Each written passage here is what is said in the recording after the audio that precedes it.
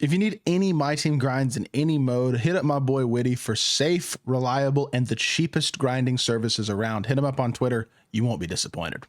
Yo, what is good, YouTube? Welcome back to another JC2K video. In today's video, we are going to be going through and talking about the massive market crash that is just continuing because of these heroic super packs and how this is going to continue to happen basically this entire season, it looks like, since it's basically been confirmed that 2K is going to be dropping super packs on a consistent basis here over the next couple of weeks throughout the entirety of season 5. So before we hop into the video, if you haven't already, make sure you hit that subscribe button. Help me push towards the 40,000 subscriber mark on the channel. I upload every single day, multiple videos a day. Would really appreciate it if y'all do subscribe. And without further ado, let's hop right into it. So with that being said, these super packs, I made a video on whether or not they're worth opening earlier. The answer is no, not really. I wouldn't open the packs, but the super packs do have the effect of dropping the market in a lot of ways, because look at the odds. 27% pink diamond, 61% diamond. So if there are any diamonds or pink diamonds you want in the entire game that are auctionable, their prices just continue to drop because they are inundated more and more and more on the auction house. Now, with only 2.4% odds at Galaxy Opals, but every single Galaxy Opal that has been dropped in packs in the game, and same thing, less than a 1% dark matter odds. And we got how many different dark matters are in this? I mean, 100 overall, same thing. They're not going to get pulled, but we got 4, 7, 10, 13, 16, 19, 22, like 24 old dark matters in here. Like with how low the odds are and how many different dark matters there are just not gonna be many of them on the market. And the same thing is true for the opals. There's a lot of bad opals, and there's just a lot of opals in general that are in these packs. So look, when you got more than 50 opals, like they're obviously not gonna be dropping at a significant price point at that low of odds and that high of number of opals, I guess, that are in packs. So what that means is that cards like, for example, a Galaxy Opal Victor Wembanyama,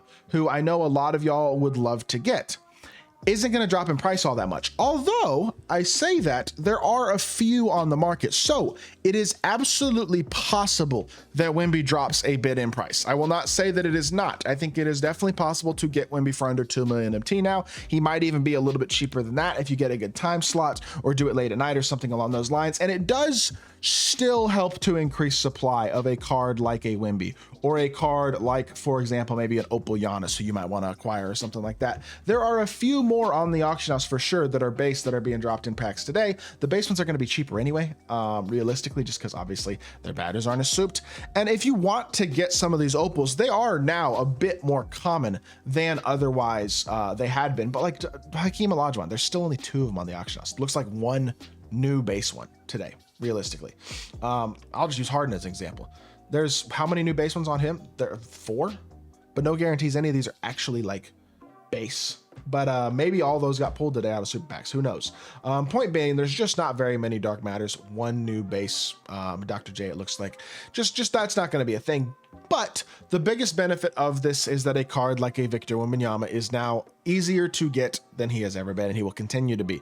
Cards really, I mean, at this point, he's about 500,000 or 600,000 MT. Like, you can legitimately get Wemby for probably 600K or so. It's the cheapest he has been all year. And if you get the right slot, I mean, look how many of them have been pulled. There's a Wemby every couple minutes, really, for the entirety of the next 4 hours. It looks like pretty much these times. I mean, it's 3, 4, 5 minutes between most of them. If you find the right slot where you maybe have 3 or 4 of them within a 5-minute span, there's a good opportunity there to potentially snag yourself a Wemby. And this will also have the effect of making more badged out versions of the card cheaper as well. Now, they're not going to be as cheap as the base version, but for example, this Wemby right here, 6 Hoffs or 6 Legends, 23 Hoffs, bunch of good badges, extremely complete, probably going to be cheaper than he would have been a week ago, or 2 weeks ago, especially just because of the amount of supply of Victor Wembanyama's. And so if you want Wemby, again, my recommendation is now is the time.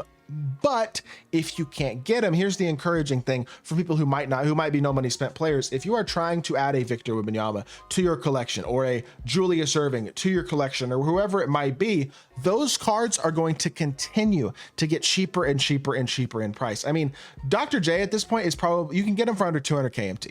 like 100% can get a Dr. J for under 200k MT at this point. And the cards are going to continue to get cheaper as the season progresses because of these heroic super packs. And I think that is a great thing for the game mode. Same thing with MJ or with Michael Beasley. Like obviously you're going to have ones like this that are super souped, and he's got a bunch of good legend badges on this one as well. I mean, like a lot of really good legend badges and stuff. And of course he's going to be expensive, but there's also going to be a lot of them that have 11, 12, 13 Hall of Fame badges. Maybe you can find one with an extra half on ball menace or paint patrol or removable enforcer or something to boost up the defense just a little bit out of one or two of these extra Hall of Fame badges. And yet I just think it's really easy, it's really simple, it's really nice that the game is a little bit more accessible now for these top tier cards that happen to be lower tier pink diamonds. And so it helps to make a budget lineup, a base lineup, if you're starting to my team type team, if you're just trying to add a piece or two to your squad, it's really nice. It just hasn't helped with the expensiveness of top tier cards. And I think that's the most frustrating part about this content this season. It's lazy, it's a money grab, and it really doesn't actually do that much benefit for the community. Although if this Embiid winds up being this cheap, I don't know how much Embiid is going for, but if he's got dropped in price a bunch, that I might have to snag myself an Embiid. I don't know. But guys like this are still very, very expensive. Like they're not really dropping in price, the top tier cards. And unfortunately, that's kind of just the way it is. I mean, they've dropped in price a lot since Friday. LaMelo was over $1 million. Now he's going for 600K, but cards had already been dropping in price. This isn't super packs dropping these cards in price. It's just they dropped in price automatically because that's what's going to happen as time progresses. But you know what? At the end of the day, I mean, I'm not here to really sit and complain about everything. I'm not really trying to be that guy unless 2K gives me explicit reason to do that. I just think when you drop super packs every single week and the only free content associated with it when it comes to Tuesday content is a grindable pack that doesn't actually give you very good odds, and it's even the cards, the best cards you can get in it this week are David West and Jamal Crawford. Last week the best card you could get in it was Vucevic. So in total, 2 weeks out of 16 cards, 3 of them are actually usable, and at least online, and you have a 12.5% chance to get any specific player. Like 25% chance this week of getting a good player, 12.5% chance last week. And even then, it's not that great of a player. That's not high level free content. This should be grindable content. Tuesday should have grindable content. If you're gonna drop super packs, go for it.